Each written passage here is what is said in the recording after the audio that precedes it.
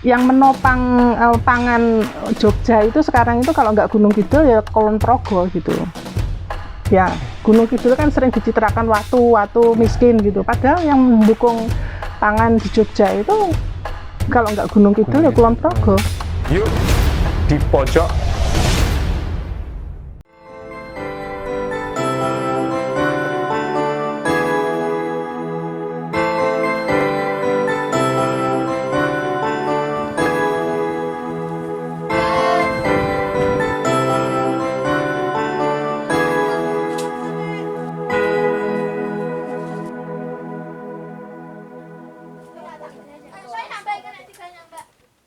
Halo teman-teman, kabar Handayani Files. Di pojok kali ini kita berada di Dusun Wintaos, Kelurahan Girimulyo, Panggang. Berkunjung di salah satu lokasi yang spesial dan inspiratif. Di pojok saat ini bersama Mbak Diah Widurno. Halo. Gimana Mbak kabarnya Mbak? Alhamdulillah sehat. Masih wirawiri Imogiri Panggang atau Ya. menetap di Jogja kota ini? Enggak, kalau menetap sih enggak. Ya tetap tempat tinggal saya dua itu. Dua. Antara Bantul dan Gunung Kidul. Ya. Bantul dan Gunung Kidul. Teman di pojok, Mbak Diah Widurno atau Winduretno. Widurno ya. Mbak Widurno ini adalah orang yang sangat penting di Sekolah Pagesangan. Kita akan tanya, Sekolah Pagesangan itu apa sih sampai sedemikian pentingnya bagi teman-teman di pojok? Mbak, sebelum ngobrol tentang Sekolah Pagesangan, dulu jenengan itu sekolahnya di mana? Sekolah formal maksudnya? Formal, ya formal aja dulu. Nanti yang ini baru. Ya, kalau sekolah formal tuh ya seperti teman-teman yang lain lah. Enggak begitu spesial. Enggak spesial. IPB itu enggak spesial. Teman di pojok Mbak Diah ini sebenarnya lulusan IPB dan beliau menyatakan ini enggak spesial. Buat kami ini spesial. Ya spesial sih. Setiap proses perjalanan hidup saya memang spesial. Tapi yang benar-benar spesial bagi saya adalah ya proses saya selama berkawan baik, berkeluarga dengan teman-teman di Gunung Kidul maupun di desa-desa tempat saya belajar sebenarnya. Mbak Diah ini kelahiran desa juga apa kelahiran kota sebenarnya? Kenapa kok mencintai wilayah-wilayah desa seperti ini? Saya lahir di kota ya, sebenarnya. Masuk berarti Mbak. Biasanya orang kota mencintai desa, makanya orang desa ke kota. Saya dididik dengan cara kota. Dengan nuansa kota juga oleh orang tua saya. Tapi saya bertinggal di tempat tinggal saya di desa. Di desa. Kalau Mbak Diah ini kelahiran mana? Sebenarnya aslinya. Kalau di surat lahir itu saya lahir di rumah sakit di Madiun. Di rumah sakit. Sudah dokter berarti atau bidan? Sudah dokter. Saya dukun ya Mbak. Makanya tak ceritain dulu dididik di kota. Gitu. Tapi besar saya itu sebenarnya minum dan makan di Banyuwangi. Saya menghabiskan banyak beras dari Banyuwangi. Mengenal Gunung Kidul sejak kapan, Mbak? Mengenal Gunung Kidul tuh sejak saya pindah ke Jogja ya. Tahun 2003 itu saya pindah ke Jogja. Sebelumnya saya di Bogor 8 tahun ya, dari 95 sampai 2003. Terus saya memang memilih, saya pengen tinggal di Jogja itu, memilih tinggal di Jogja. 2003. Terus mengenal Gunung Kidul sebenarnya karena keterlibatan saya menjadi relawan-relawan di sini. Tahun 2000, kalau nggak salah tuh 2004-2005 ya, 2005 mungkin. 2005-2006. Mulai mengenal Gunung Kidul. Iya. Sebelum semakin dalam kecintaan jenengan tentang Gunung Kidul, ceritakan dulu Mbak, Sekolah Pagesangan nih apa sih? Saya tuh biasanya menyebutnya Panggesangan loh. Sampai hari ini kami sampai di sini dan saya melihat loh, Pagesangan. Pagesangan. Kan dari kata-kata gesang. Gesang, ya. Gesang itu kan Artinya hidup. Pagesangan itu kehidupan. Itu satu nama yang dicarikan oleh tetua di sini. Jadi bukan saya yang ngasih nama. Jadi tetua di sini yang ngasih nama. Karena ngelihat proses-proses kami seperti ini. Dan beliau melihat ini sebagai proses belajar tentang kehidupan gitu. Makanya dicarikan nama Sekolah Pagesangan. Mbah Kaum yang ngasih nama, bukan saya. Gitu. Mbah Kaum yang iya, Mbah Kaum sini yang kasih nama. Tahun Terus sekolah 2000 berapa ya? Dulu itu sebenarnya diawali dari proses sebelumnya. Jadi Sekolah Pagesangan ini sebenarnya episode kedua. Nah, cerita dong, Pak. Episode pertama dulu itu tahun 2008 sampai 2013 itu lebih ke Sumbu Panguripan dulu. Sumbu Panguripan. Itu masa-masa pencarian lah, masa-masa belajar di awal menemukan semacam komunitas juga seperti Sekolah Pagesangan, cuman itu masa-masa belum menemukan jati diri lah, belum masuk kampung gitu. Harapannya dulu kalau Sumbu Panguripan itu lebih ke semi formal gitu modelnya, tapi ketika kami belajar 5 tahun ternyata ya kita menasbihkan diri ya udah mode sekolah desa aja, sekolah kampung, masuk dalam kampung. Jadi komunitas yang cair, komunitas informal itu mungkin yang lebih masuk gitu. Jadi terkait dengan Sekolah Pagesangan itu kalau didefinisikan sebenarnya banyak teman-teman yang menamai ini sekolah bukan-bukan ya. Sekolah bukan-bukan. Sekolah yang bukan-bukan. Oke. Ya maksudnya gini. Jadi Sekolah Pagesangan itu sebenarnya berupa komunitas belajar gitu, komunitas belajar untuk menjadi berdaya dari desa kita sendiri. Jadi tujuannya itu kan gitu, mimpi kita itu pengen sinau, pengen belajar tentang keberdayaan dari desa itu. Nah makanya kami membuat format yang cair, yang sangat desa sekali, informal suasananya. Karena informal itu ternyata tidak memberikan jarak ya. Informal itu suasana kekeluargaan bisa dibangun, informal itu suasana kegotong royongan bisa ditumbuhkan. Dan itu ternyata lebih cocok buat kami. Makanya kami mengalami metamorfosis dari Sumbu Panguripan ke Pagesangan itu karena ternyata format informal itu lebih cocok buat kami. Gitu. Karena yang formal sudah membosankan. Bukan membosankan ya. Mungkin masa 5 tahun pertama menjadi Sumbu Panguripan itu kami jadi banyak belajar bahwa mungkin format ini nggak cocok, mungkin lebih kerennya lagi bahasanya itu tidak menjawab persoalan gitu.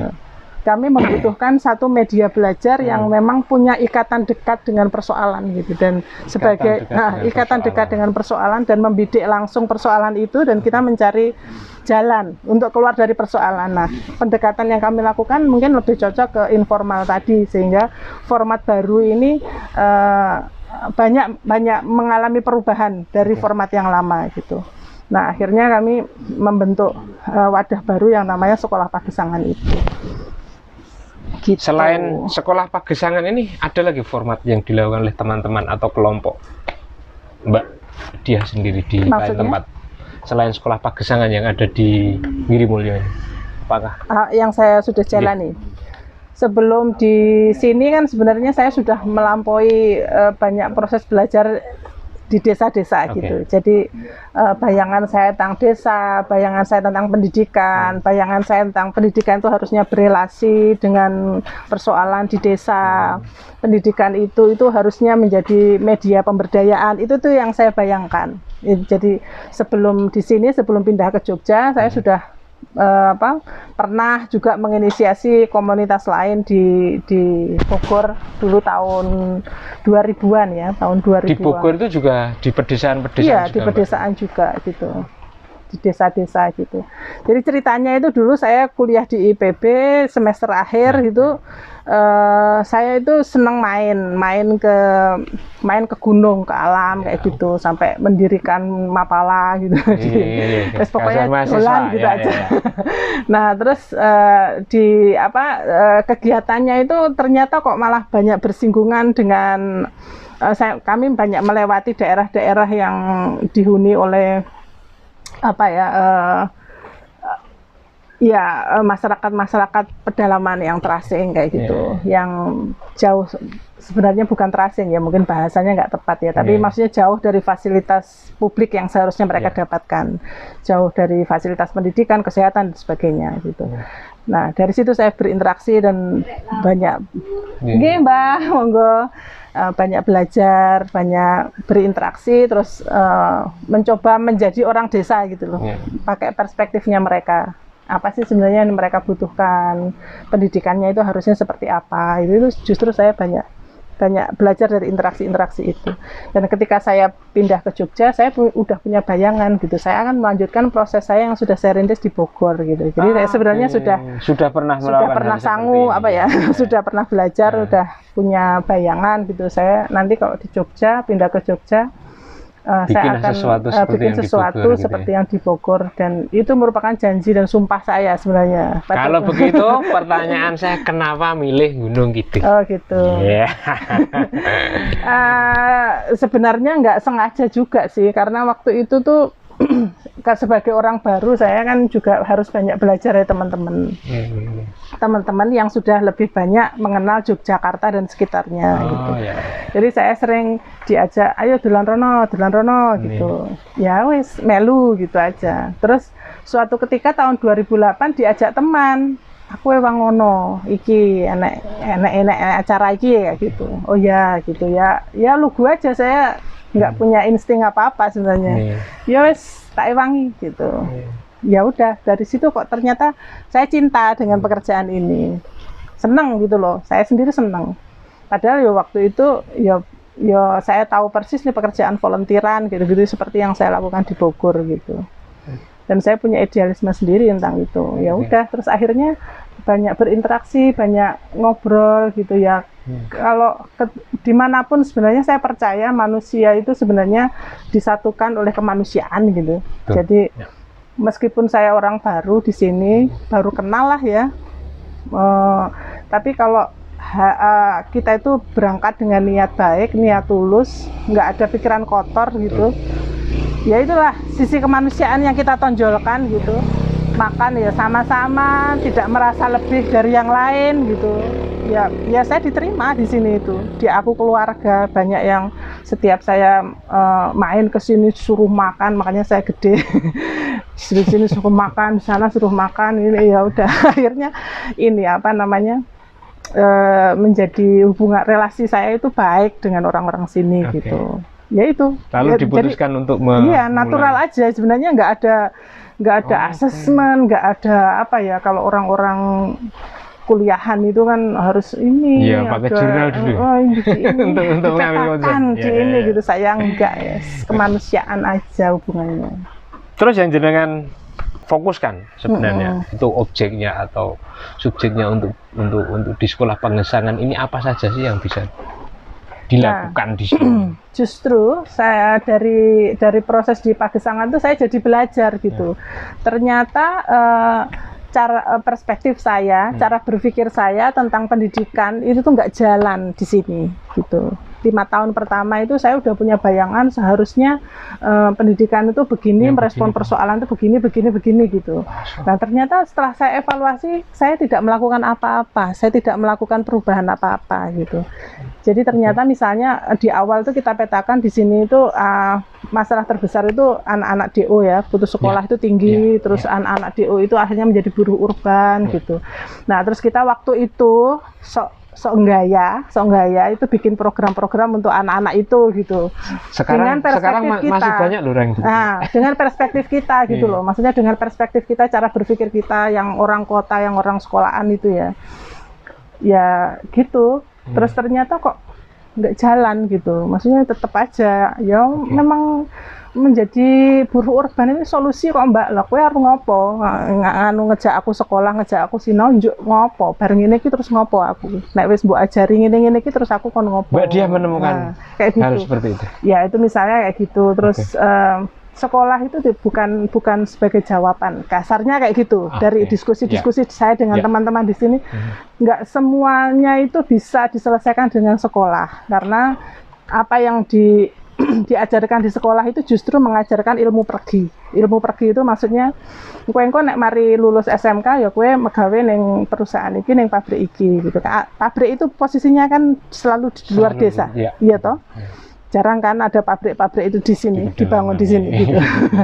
Selalu ya, makanya kan dia diajarkan untuk bekerja menjadi buruh pabrik dan punya link dengan pabrik, artinya kan dia dicabut kan dari desanya. Ya, dari desanya, betul.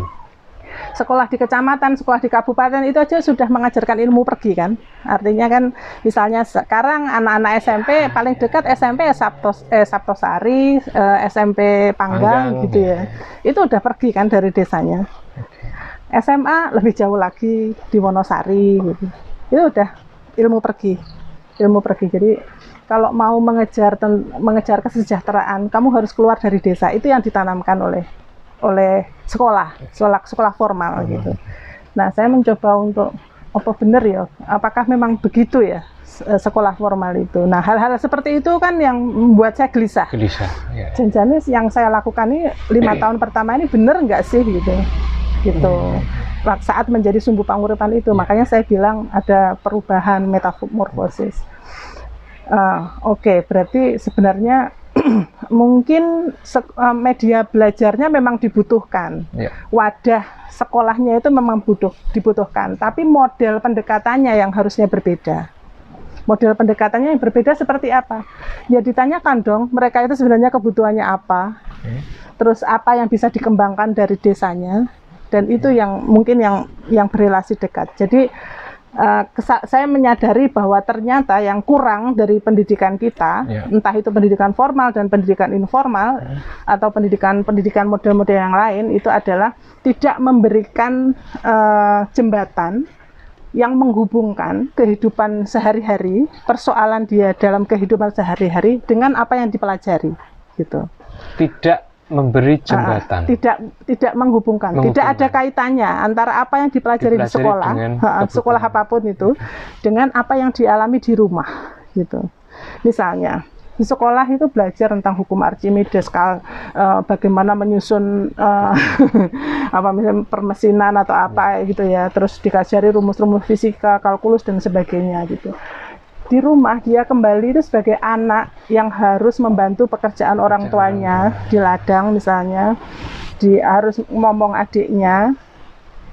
Nah, seperti merasa jet lag. Jet lag itu artinya ada sesuatu yang berubah. Artinya sekolah itu sesuatu yang berbeda dengan apa yang dialami di rumah. Gitu. Itu mungkin yang membuat teman-teman itu tidak merasa memiliki sekolah gitu loh. Apa gunanya sekolah? Lah aku kok sekolah untuk ijazah, aku yo tetap orang untuk gawean seperti yang diajarkan di sekolah misalnya. Lah gunanya sekolahku ki opo gitu. Ya banyaklah persoalan-persoalan terkait hubungan teman-teman di sini dengan sekolah gitu. Nah, itu yang momen yang coba saya tangkap. Berarti kata kuncinya adalah pendidikan apapun yang akan kita rancang itu harus nyambung. Harus ada kaitannya dengan kehidupan sehari-hari dan dengan kebutuhan anak-anak, dengan kebutuhan teman-teman gitu. Nah itu, kebutuhannya seperti apa? Mari kita cari bersama-sama gitu. Jadi kami mengembangkan model pendidikan yang berbeda, makanya disebut sebagai sekolah yang bukan-bukan, karena bukan sekolah juga. Sekolah biasanya sudah ada kurikulumnya. Sekolah kita enggak. Bukan ya sekolah. bukan sekolah atau sekolah yang bukan-bukan. Biasanya sekolah itu ada kurikulumnya, ada gedungnya, ada fasilitasnya, ada guru, ada murid. Nah, kami itu antitesa dari semuanya gitu. Tidak ada kurikulum, tidak ada guru, tidak ada murid. Tidak, pokoknya duduk sekolah lah seperti selayaknya gitu. Nah terus gimana? Kok berani kamu nyebut ini sekolah? Ya kalau memang kamu butuh belajar ya kita bikin belajarnya bareng-bareng. Sing mbok butuh nih apa? Yo iku sing disinaoni. Terus gurunya sapa golek? Ayo ora guru itu selalu menungso iso belajar toko YouTube zaman saiki misalnya. Nek butuh ahli, ayo kita cari undang orangnya misalnya kayak gitu. Terus kalau mau kurikulumnya gimana? Ya kita bikin. Kamu butuh apa? Kamu butuh ini? Ya udah kita bikin kurikulumnya seperti apa misalnya kayak gitu. Terus kalau butuh apa lagi ya? Fasilitas. Ya fasilitas kita berdayakan yang ada. Bangunan ini misalnya kita bangunan ini misalnya, itu dibangun 2018, padahal kegiatan itu sudah mulai dari 2008. Terus kita gimana belajarnya? Kita mengoptimalkan semua ruang-ruang yang ada di dusun ini. Mulai dari kandang sapi, kita jadikan lokasi belajar karena kita belajar tentang pupuk, bagaimana membuat pupuk organik. Kita belajar di ladangnya Marsini, kita belajar di mana lagi, Mur? Di rumah-rumah berkeliling gitu. Jadi rumah-rumah di sini terbuka buat teman-teman untuk belajar. Orang tua menyediakan rumah-rumah mereka rebutan untuk menjadi tempat belajar kami kayak gitu. Jadi relatif sebenarnya tidak dibutuhkan ruang dalam bentuk fisik ya. Yang dibutuhkan adalah kemauan belajar, ada proses pembelajaran itu sendiri gitu. Nggak ada plano ya kita nulis pakai tanah, diorek-orek, gambar, jadi sebenarnya kalau ada kemauan itu sebenarnya ada jalan gitu ya. Jadi seperti itu kami belajar, makanya kan itu sama sekali nggak kayak sekolah kan. Makanya teman-teman yang belajar di sini itu ya sekolah bukan itu tadi. Kan. Tapi mereka merasa ini sekolah gitu.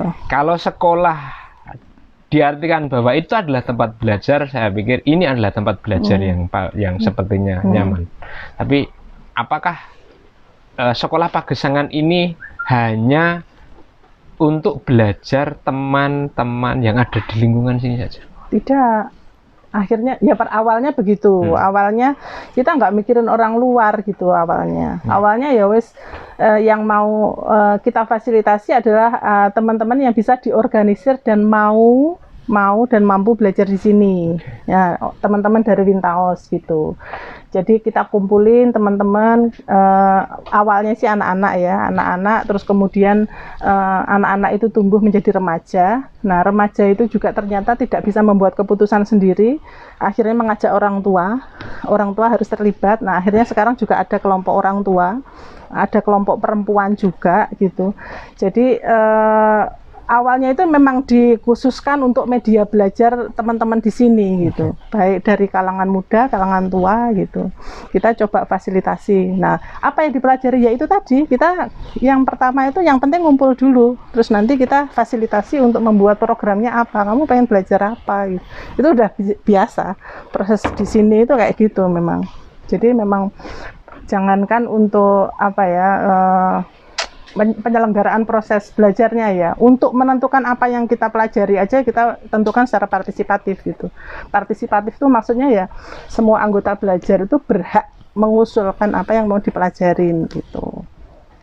Nah, nanti yang disaring yang menyangkut kepentingan bersama apa aja gitu. Nah, itu yang sejauh kita pelajari. Ini masyarakat sendiri bagaimana?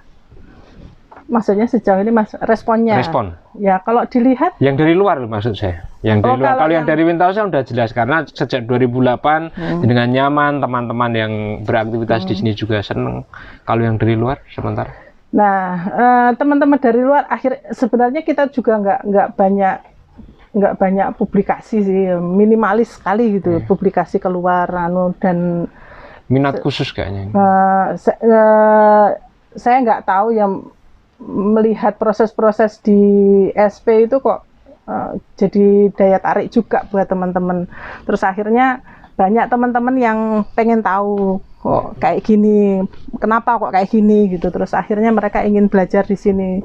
Ya akhirnya ya kalau aku ngomongin banyak gitu nanti dikira sombong ya. Tapi maksudnya sekarang saya banyak menemani teman-teman di komunitas lain yang menginisiasi program atau proses yang sama, proses yang bukan sama, proses nggak mungkin sama, proses yang pada prinsipnya, prinsipnya menggunakan nilai-nilai yang sama. Dan punya cita-cita besar yang sama. Betul, gitu. Wow. Sebenarnya Mbak Diah ini kegiatan hariannya apa sih? Kegiatan harian ya. Ini itu kalau saya ngobrol begini tuh kok kayak si mahasiswa sing meledak-ledak tentang idealismenya ini. Iya, saya selalu bersemangat ngomongin tentang pendidikan, tentang perubahan gitu tuh, selalu bersemangat. Ya saya pembelajar sebenarnya Mas. Saya senang belajar. Saya belajar dari siapa saja, gitu tidak harus dari perguruan tinggi atau ahli tertentu gitu. Saya belajar dari siapa saja yang saya bisa temuin. Sebelumnya ya. saya jujur dulu. Biasanya kalau saya ngobrol dengan teman atau orang baru atau narasumber di pojok, ketika beliau mengatakan bahwa ya saya cuma belajar, gitu ternyata di belakangnya itu ternyata belajarnya gede banget. Maksud saya adalah yang dipelajari bukan hanya hal seperti ini. Ya, apa ya? Buat saya sih proses di sini dan proses-proses saya sebenarnya saya selalu bersemangat karena ini seperti pencarian saya juga sih. Jadi pencarian hidup saya. Saya udah lama dari proses-proses saya bergaul dengan orang-orang desa itu banyak berpikir tentang kehidupan di dunia ya. Masa saya itu mungkin umur juga nggak lama ya. Rata-rata umur manusia itu 70 tahun mungkin ya gitu. Saya itu di saat muda saya umur 20-an itu udah mikir gitu. Saya kok nggak kepengen ya umur yang singkat ini terus saya menjalani kehidupan yang dalam tanda petik biasa-biasa seperti yang banyak dilakukan orang gitu. Saya pengen punya kehidupan yang spesial buat diri saya sendiri gitu. Spesial tuh yang saya sendiri itu puas ketika saya mati itu, saya itu puas dengan kehidupan saya gitu. Apapun itu saya ingin memperjuangkan kehidupan seperti itu. Saya ingin menjalani kehidupan seperti yang saya inginkan gitu. Kira-kira masih panjang nggak? Ya pengennya dawa atau mas aku itu pengen urip 1000 tahun ya. 1000 tahun, tapi kalau ternyata kepuasan Bu Diah ini besok ini udah nih gimana nih? Ya wes, takdirnya cuma segitu. Kembali lagi Pagesangan, Mbak Diah. Selama mengerjakan atau berproses bersama di sekolah Pagesangan ini, kesulitan terbesar itu apa sih? Ya banyak lah kesulitan ya. Tapi ya dari awal itu kita memang selalu menempuh jalan yang sulit. Jadi sudah akrab dengan kesulitan ya. Jalan kita itu sulit. Misalnya pertama, idealisme saya dalam meletakkan nilai dasar tentang keberdayaan itu harus ditebus dengan biaya yang sangat mahal dan pekerjaan yang luar biasa berat. Gitu. Misalnya keberdayaan itu harus dipelajari langsung oleh setiap pembelajarnya. Kita nggak usah nulis proposal, minta-minta duit ke orang, nggak usah ngemis kita gitu. Itu dari awal udah saya tanamkan ke teman-teman. Kita kalau mau bikin sesuatu harus didanai oleh dana kita sendiri gitu. Misalnya kayak gitu, itu kan udah jalan yang susah ya.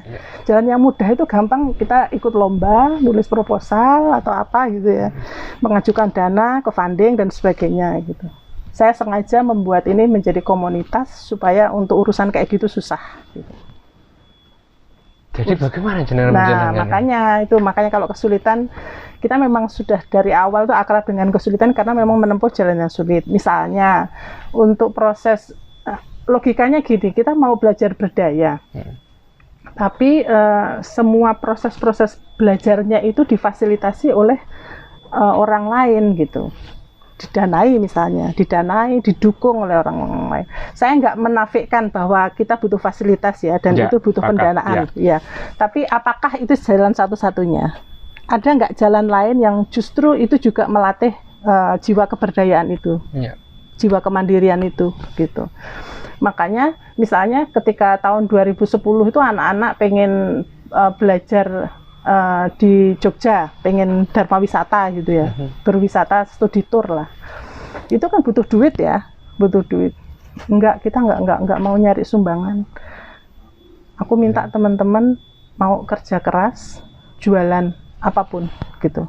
Nanti uangnya kita kumpulkan, terus kita pergi sejauh mana uang itu bisa mendanai gitu. Pertama ya, maksud sih Mbak, dodolan apa, gak butuh duit kan, oke lene yo sewa bis saya 1 juta gitu-gitu. Pertama kita coba dulu. Akhirnya kita cari jalan, jualan apa ya yang supaya dalam waktu dekat terus kita bisa ngumpulin. Akhirnya kita jualan baju bekas. Saya akhirnya ngumpulin baju-baju bekas. Saya punya banyak teman yang baju-bajunya itu banyak nggak kepake gitu, saya kontakin satu-satu gitu. Tak jupuk ya, klambimu ya, engko karo cacah. Nanti teman-teman itu kalau nggak percaya bisa cross check ya, bagaimana mereka berjualan. Dan itu ternyata luar biasa. Dari jualan baju bekas kita bisa ngumpulin baju sak truk waktu itu Mas. Dari Jogja kita cuman pinjem mobil, terus beliin bensin, bayar sopirnya. Sini kita jual, bikin bazar sak kampung gitu. Kita jelaskan kalau dana yang akan terkumpul itu nanti buat studi tour anak-anakmu gitu, orang tua membeli gitu. Harga 1.000-2.000 baju bekas itu bisa terkumpul berapa Mbak? 3 jutaan ya kalau nggak salah ya. 3 juta berapa gitu. Kita bisa beli seragam, kita bisa nyewa bis kayak. Nah dari situ kita jadi kayak mongkok itu hatinya. Oh ternyata kita itu bisa ya menghasilkan uang. Nah itu loh Mas yang mahal itu. Yang mahal itu rasa itu. Ternyata kita bisa ya memproduksi uang sendiri gitu, menghasilkan uang sendiri.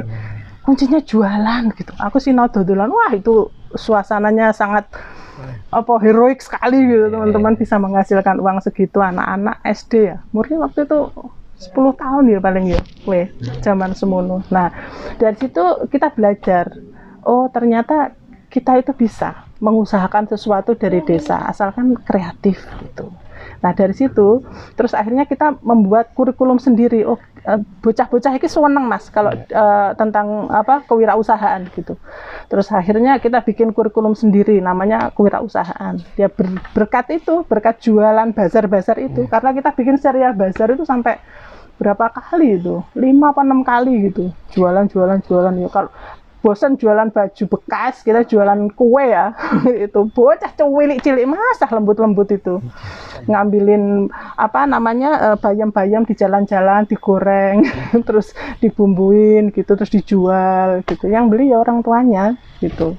Kalau saya melihat beberapa postingan atau informasi yang ada di media massa itu, beberapa murid melakukan kegiatan pertanian. Untuk apa, Bro? Nah, itu kan prosesnya sudah agak kekinian, agak kesini. Jadi ketika kita memutuskan untuk menjadi pagesangan gitu, kita memutuskan tinggal di dalam kampung.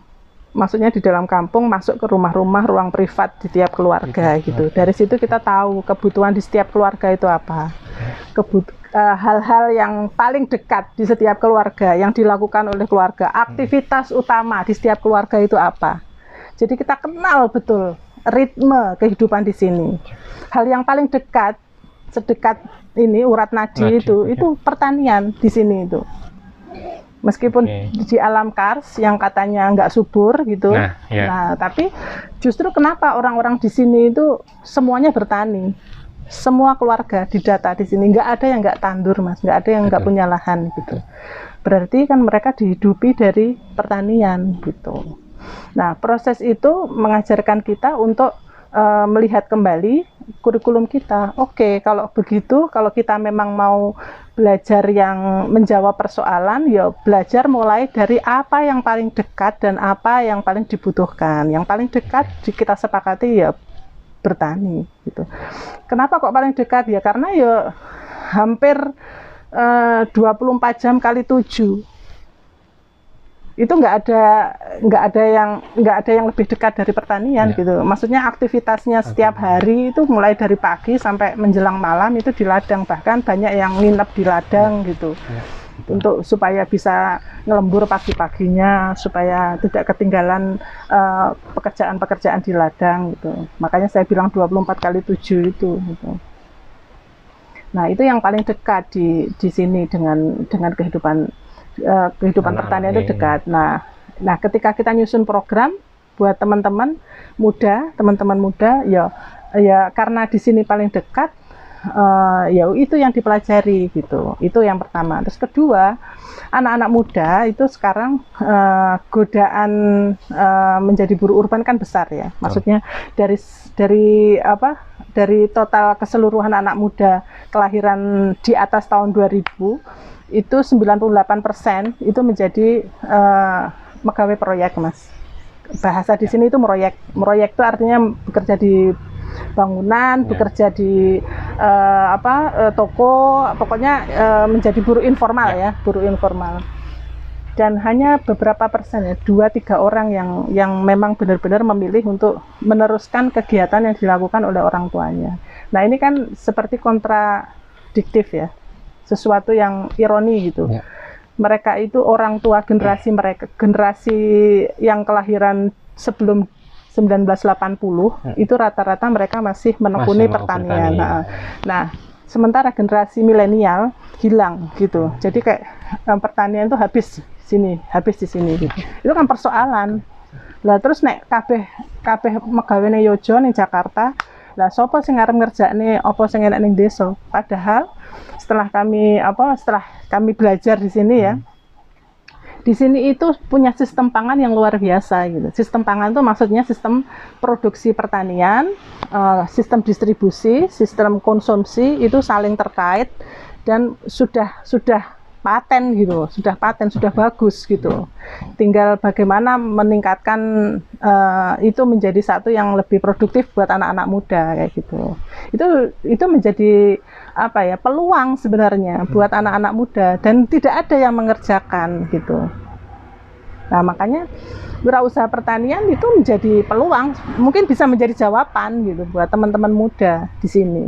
Gitu. Karena mereka sudah punya sistem yang bagus, sistem budidayanya, sistem produksi taninya di sini sudah oke, sudah bagus gitu. Maksudnya nggak panen mas di sini. Ya, betul. Sistem polikultur itu menghidupi. Itu artinya kan sebenarnya orang tetap hidup di sini aja itu sudah dan bisa makan sampai kenyang, tidak kelaparan itu udah bagus. Bahkan ternyata surplus.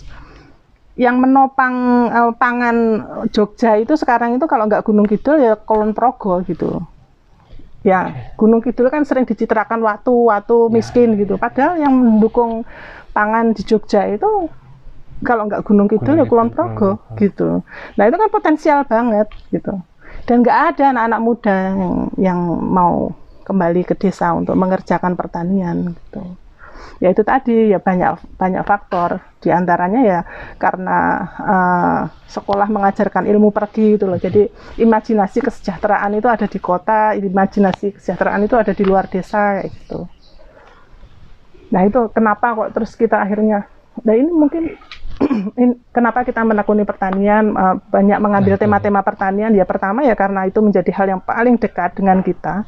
Yang kedua ya peluang di situ itu masih sangat besar gitu, dan itu bisa menjadi alternatif untuk membangun kesejahteraan anak-anak muda gitu. Kenapa harus jauh-jauh kalau bisa mengusahakan apa yang ada di sini gitu. Respon beberapa pembelajar di sekolah Pagesangan sendiri yang muda-muda, apakah mereka juga masih semangat untuk bertani? Tidak. Responnya sangat, kalau dibilang mengecewakan ya mengecewakan gitu. Karena masih, jadi ini gagasan-gagasan baru ya, gagasan-gagasan baru yang berlawanan dengan apa yang selama ini mereka percayai. Selama ini kan mereka diajari ilmu pergi, bahwa kesejahteraan itu ada di luar desa gitu. Nah, tiba-tiba ada gagasan untuk berdaya dari desa mengupayakan sesuatu di lahan tandus ini gitu. Itu kan sesuatu yang seperti sebagian orang nggak percaya gitu, nggak percaya itu mosok to iso ra iso. Sing penting aku entuk duit cepet, Mbak. Aku sesuk kudu ngangsur motor. Sing penting aku ki kudu kayak gitu. Jadi realistis bagi mereka itu begitu gitu. Jadi ya memang butuh proses panjang untuk meyakinkan, bukan hanya meyakinkan ya, mungkin membuktikan juga bahwa bisa loh berdaya dari desa itu, sejahtera dari desa itu bisa loh gitu. Itu harus dibuktikan dulu mungkin gitu.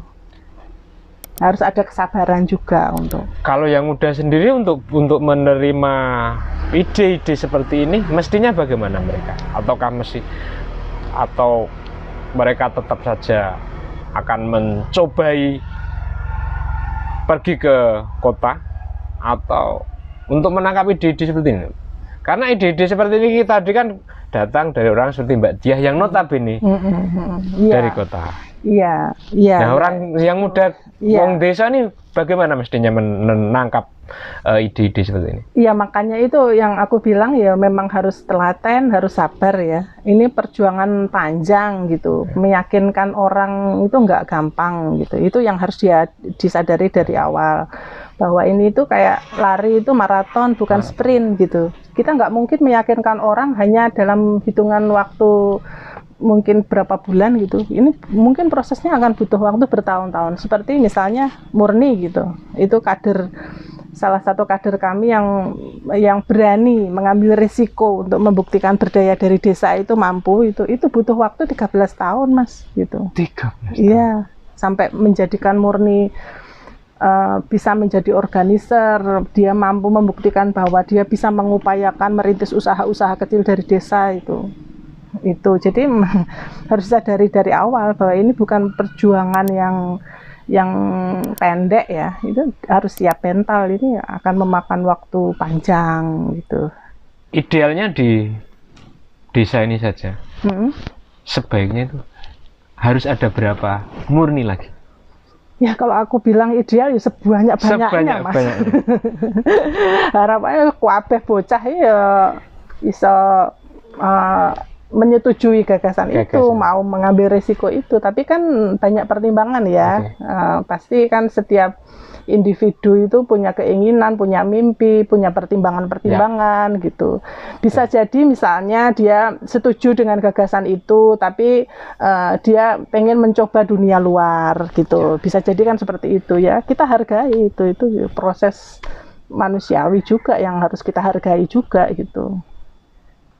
Dia luar biasa. Biasa aja kok Mas. Saya paling tidak ini adalah salah satu orang yang menginspirasi saya dan teman-teman di Pojok bahwa melakukan sesuatu di pedalaman seperti ini pun ternyata memiliki nilai-nilai yang sangat luar biasa untuk kemajuan. Saya nggak ngerti ya ini bisa dikatakan luar biasa apa enggak, karena memang saya nggak menargetkan sesuatu yang luar biasa gitu. Seperti yang aku bilang tadi ya, saya hanya ingin membuat hidup saya itu nggak biasa-biasa saja gitu. Dan saya siap. Sayangnya gini Mbak, kita punya standar biasa yang berbeda. Biasa buat jenengan itu luar biasa buat saya. Mbak Diah, sampaikan pandangan jenengan tentang dunia pendidikan formal dengan informal yang mestinya kita kerjakan bersama-sama ke depan. Siapa tahu besok bentar lagi Mbak Diah jadi Menteri Pendidikan. Waduh, tidak mungkin seperti itu. Tidak mungkin mengambil jalan itu juga. Oke. Jadi ya kalau ngomongin idealnya sih ya, tapi itu kayaknya nggak mungkin juga ya. Kalau pendidikan formal itu ya seharusnya ya lebih membumi, lebih mendarat ke kehidupan sehari-hari, lebih mendarat ke realita. Tapi ya tidak mungkin ya, kayak memang. Karena dari awalnya memang sejak dari awal pendidikan kita itu sudah didesain untuk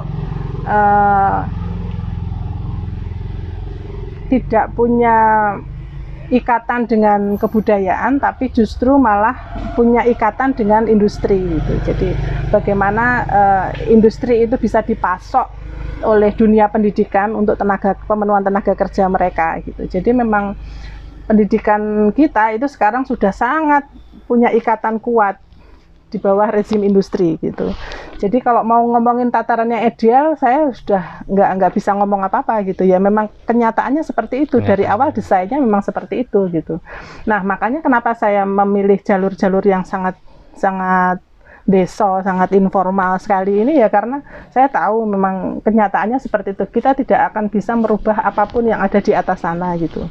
Yaitu biarkan saja berjalan, tapi kita menempuh jalan-jalan kecil, arus-arus kecil yang bisa kita upayakan gitu, yang bisa saya upayakan. Jadi saya realistis aja. Saya nggak mungkin merubah kebijakan gitu. Saya juga nggak mungkin jadi menteri gitu. Tapi saya masih mungkin mewujudkan versi pendidikan versi saya yang menurut saya benar gitu. Seharusnya pendidikan itu seperti apa? Tanpa harus melawan yang nggak usah. Ya. Itu biarkan saja gitu.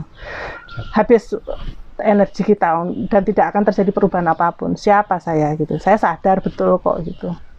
Saya orang kecil, nggak punya energi apa-apa untuk merubah itu. Tapi saya punya gagasan yang mungkin bisa diikuti oleh orang-orang kecil lain gitu. Oleh orang-orang yang punya pendapat yang paling enggak itu setuju dengan mimpi-mimpi saya gitu. Ya 1-2 orang nggak masalah gitu.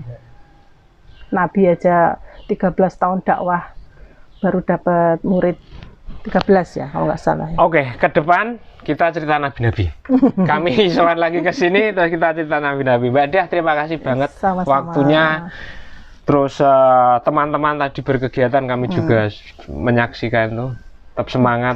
Pokoknya apa yang bisa kami dari teman-teman di pojok ini bantu, barangkali bisa semakin memojokkan di pojok. Mbak Diah, sekali lagi terima kasih. Salam buat teman-teman penggerak Sekolah Pagesangan dan juga jaringan-jaringannya. Tetap semangat. Dan terus. Demikian, tetap di pojok saja.